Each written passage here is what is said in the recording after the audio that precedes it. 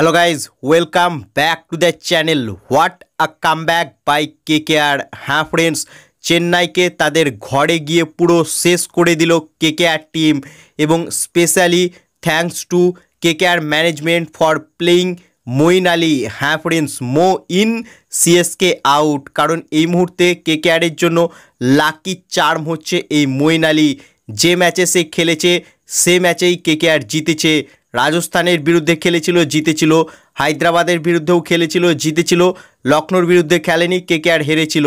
আবারও চেন্নাইয়ের বিরুদ্ধে মঈন আলী KKRের প্লেইং 11-এ ফিরে এসেছে আর KKR ম্যাচ জিতেছে, অর্থাৎ মো ইন সিএসকে আউট। তো শুরু থেকে বললে এদিন এই ম্যাচে টসে জিতেছিল KKR টিম এবং তারা বল করার সিদ্ধান্ত নিয়েছিল। অন্যদিকে এই ম্যাচে সিএসকের হয়ে অধিনায়কত্ব করছিল মহেন্দ্র সিং ধোনি এবং সে টসে জানিয়েছিল যে তারা প্রথম ব্যাট করতে চাইছিল, অর্থাৎ এই ম্যাচে টস খুব একটা ফ্যাক্টর হয়নি, কারণ দুটো টিমই যেটা চাইছিল সেটাই পেয়েছিল।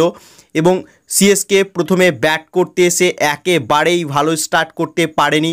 পাওয়ার প্লেতে মাত্র 31 রান করে, অর্থাৎ পুরো টেস্ট খেলিয়েছে সিএসকের ব্যাটসম্যানদের এদিন KKRের বোলাররা। যেখানে এই ম্যাচে এদিন KKRের একাদশে ফিরে এসেছিল আবারও KKRের সেই লাকি চার্ম মঈন আলী এবং দুরন্ত বোলিং করেছে সে, অর্থাৎ মঈন আলী কিন্তু পারফরমেন্স কোনো ম্যাচেই খারাপ করেনি, তবুও তাকে KKR প্লেইং 11 থেকে বাদ দিচ্ছিল।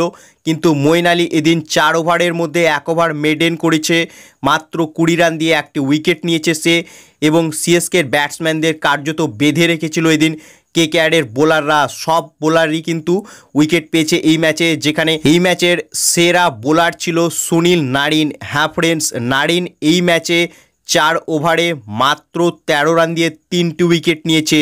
রাহুল ত্রিপাঠী, রবীন্দ্র জাদেজা আর MS ধোনিকে আউট করেছে সুনীল নারিন এবং ব্যাট হাতেও 18 বলে 44 রান করেছে, অর্থাৎ ম্যাচের সেরা কিন্তু এই সুনীল নারিন।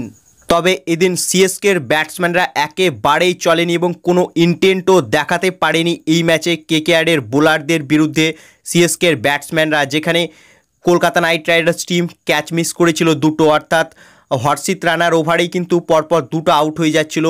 বিজয় শঙ্করের ক্যাচ মিস করেছিল সুনীল নারিন এবং ভেঙ্কাটেশ আয়ার, তবে সেই বিজয় শঙ্করকে আউট করে বরুণ চক্রবর্তী, অর্থাৎ ক্যাচ মিস করেছিল KKR কিন্তু সেটারও সুযোগ তুলতে পারেনি সিএসকের ব্যাটসম্যানরা। 20 ওভারে মাত্র 103 রান করে 9 উইকেট হারিয়ে চেন্নাই সুপার কিংস, এবং যেটা এবছর IPL-এর লোয়েস্ট স্কোর।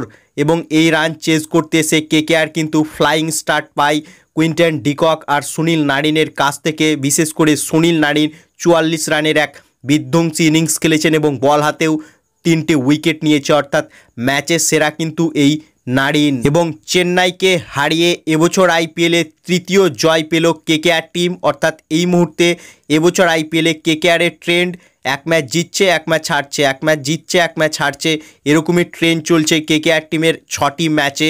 পরের ম্যাচে কি হবে কেউ বলতে পারবে না, তবে মঈন আলীকে পরের ম্যাচে বাদ দিলে হবে না, কারণ মঈন আলী KKR-এর লাকি চার্ম। যে ম্যাচে খেলছে সে ম্যাচেই KKR জিতছে, তাই পরের ম্যাচেও যদি মঈন আলীকে KKR খেলায় তাহলে KKR কিন্তু আবারও ম্যাচ জিতবে। বাকি চেন্নাইয়ের বিরুদ্ধে KKR-এর ম্যাচটি দেখার পর তোমাদের কি মনে হচ্ছে? মঈন আলী কি KKR-এর লাকি চার্ম? তোমাদের কি মতামত এ বিষয়ে তা কমেন্টে জানাও এবং KKR-এর ফ্যান হয়ে KKR-কে এরকমই জিততে দেখতে চাইলে ভিডিওটিকে করো লাইক এবং IPL ও KKR সম্বন্ধে আরও আপডেট পাওয়ার জন্য চ্যানেলকে করো সাবস্ক্রাইব। ধন্যবাদ।